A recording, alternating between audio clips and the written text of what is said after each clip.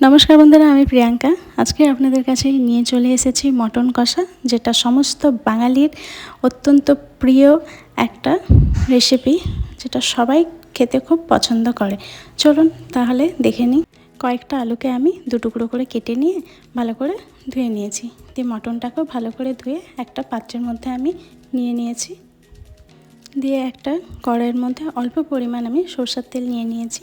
তেলটা যে আমাদের গরম হয়ে আসবে, ওর মধ্যে কেটে রাখা আলুগুলো এক এক করে আমি ছেড়ে নেব। ওর মধ্যে অল্প পরিমাণ হচ্ছে লবণ আর অল্প হলুদ দিয়ে ভালো করে নেড়ে চেড়ে লাল লাল করে আমরা আলুগুলোকে ভেজে নেব। দেখতেই পাচ্ছেন আমাদের আলুগুলো লাল লাল করে ভাজা হয়ে গেছে। এবার ওই আলুগুলোকে আমি একটা পাত্রের মধ্যে সব তুলে নেব।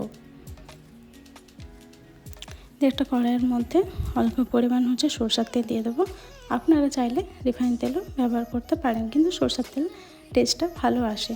দিয়ে দুটো মিডিয়াম সাইজের পেঁয়াজকে কুচিয়ে নেব। দিয়ে তেলটা গরম হয়ে গেলে তার মধ্যে দিয়ে লাল লাল করে পেঁয়াজগুলো ভেজে নেব। লাল লাল করে ভাজা হয়ে গেলে ওর মধ্যে কয়েকটা মশলা দিয়ে দেবো। এখানে আমি আদা, রসুন, পেঁয়াজ একসাথে পেস্ট করে নিয়েছি, ওই বাটাটা দিয়ে দেবো। দিয়ে সামান্য হচ্ছে হলুদ গুঁড়ো দিয়ে দেবো। তারপর সামান্য লঙ্কা গুঁড়ো দিয়ে দেবো। যেরকম আপনারা ঝাল খান সেই অনুপাতে আপনারা লঙ্কা গুঁড়োটা দেবেন।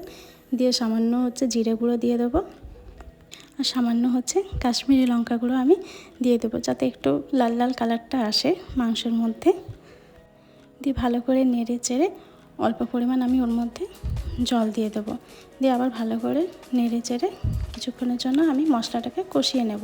কষানো হয়ে গেলে দেখতেই পাবেন আপনারা মশলার গা থেকে হচ্ছে তেল ছেড়ে আসবে। দিয়ে ওর মধ্যে এক এক করে ভেজে রাখা আলুগুলো আমি ওর মধ্যে দিয়ে দেব। ওর মধ্যে ধুয়ে রাখা মটনটাও আমি দিয়ে দেব। দিয়ে ভালো করে ওটাকে নেড়ে চেড়ে ওর মধ্যে স্বাদ অনুপাতে আমি লবণ দিয়ে দেব। দিয়ে আবার ভালো করে নেড়ে চেড়ে কিছুক্ষণের জন্য আমি মাংসটাকে কষিয়ে নেব। কষা হয়ে গেলে ওটাকে হচ্ছে আমি প্রেসার কুকারের মধ্যে মাংসগুলো তুলে নেব সেদ্ধ করার জন্য। দিয়ে ওই কড়াইয়ের মধ্যে অল্প পরিমাণে হচ্ছে জল দিয়ে উষ্ণ করে নেব জলটা। দিয়ে উষ্ণ জলটা প্রেসার কুকারের মধ্যে আমি দিয়ে দেবো।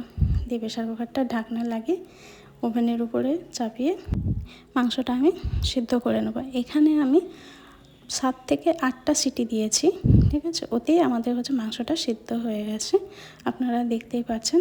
এবার উপর থেকে আমি গরম মশলা দিয়ে দেবো। আমাদের মটন কষা রেডি।